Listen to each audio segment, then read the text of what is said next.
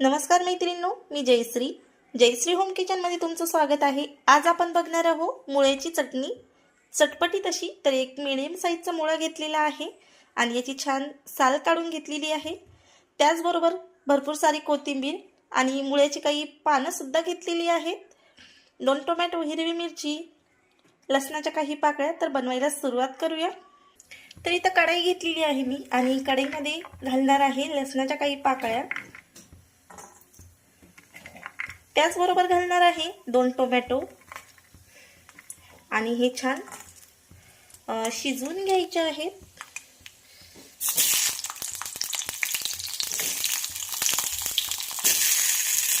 मऊ होईपर्यंत शिजवून घ्यायचे आहे। तर यावर आपण झाकण ठेवणार आहोत। तर मुळ्याची पानं, कोथिंबीर, हिरवी मिरची आणि मुळा आपण छान किसून घेणार आहोत आणि पानं बारीक चिरून घेणार आहोत। त्याचबरोबर आपण एक मीडियम साईजचा कांदा सुद्धा बारीक चिरून घेणार आहोत। तर इथे बघू शकता बारीक चॉप करून कांदा घेतलेला आहे, मुळ्याची पानं सुद्धा, कोथिंबीर आणि हिरवी मिरची। तर आता आपण मुळा किसून घेणार आहोत। तर अशा पद्धतीचा तुम्ही मुळा किसू शकता किंवा तुमच्याकडे जर चॉपर असलं तर तुम्ही चॉपरने सुद्धा हा मुळा बारीक खिसून घेऊ शकता। तर अशा पद्धतीचा आपण मुळा खिसून घेणार आहोत। तर इथं बघू शकता अशा पद्धतीचा आपला खिसून झालेला आहे। तर आपण चटणी बनवायला सुरुवात करूया। तर इथं बघू शकता टोमॅटो सुद्धा छान आपली फ्राय झालेली आहेत। तर याची वरची साल अशी काढून घ्यायची आहे। तर अशा पद्धतीने आपण साल काढून घेणार आहोत।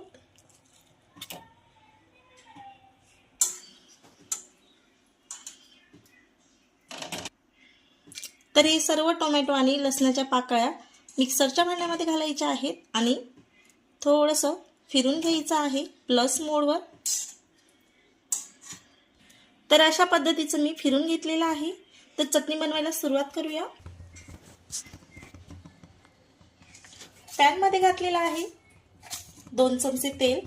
त्यामध्ये घालायचे आहे अर्धा चमच जिरे,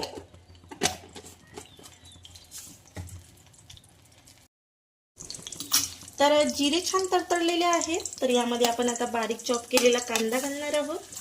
त्याचबरोबर हिरवी मिरची आणि मुळ्याची पानं सुद्धा बारीक चॉप केलेली आहेत, ते सुद्धा आपण यामध्ये घालणार आहोत आणि छान असं फ्राय करून घ्यायचं आहे 2 ते 3 मिनिटं। यानंतर आपण यामध्ये घालणार आहोत मुळा खिसलेला।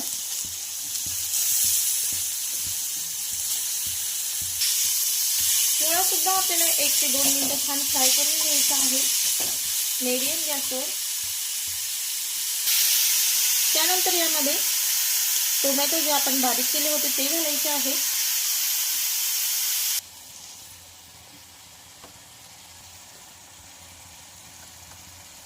यावर घालायचं आहे लाल तिखट, मिरची पावडर पाऊण चमचा। त्याचबरोबर घालायचं आहे हळदी पावडर, चवीनुसार मीठ, धने जिरे पावडर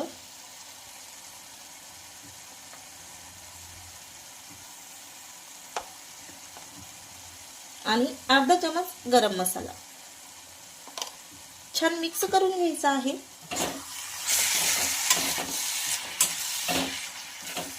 आणि शेवटी यावर घालायची आहे कोथिंबीर। तर 2 ते 3 मिनिटं छान असं शिजवून घेणार आहोत।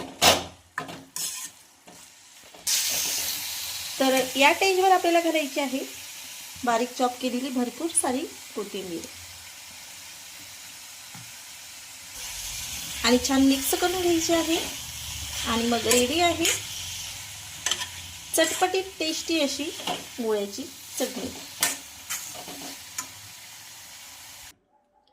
तर रेडी आहे आपली चटपटीत मुळ्याची चटणी। तर यावर आपल्याला घालायचं आहे शेवटी थोडंसं लिंबू पिळून आणि रेडी आहे।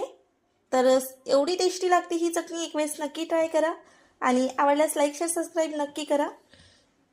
आणि एक वेळेस जर तुम्ही ही चटणी खाल्ली तर तुम्ही बार बार हीच चटणी बनवून खाल।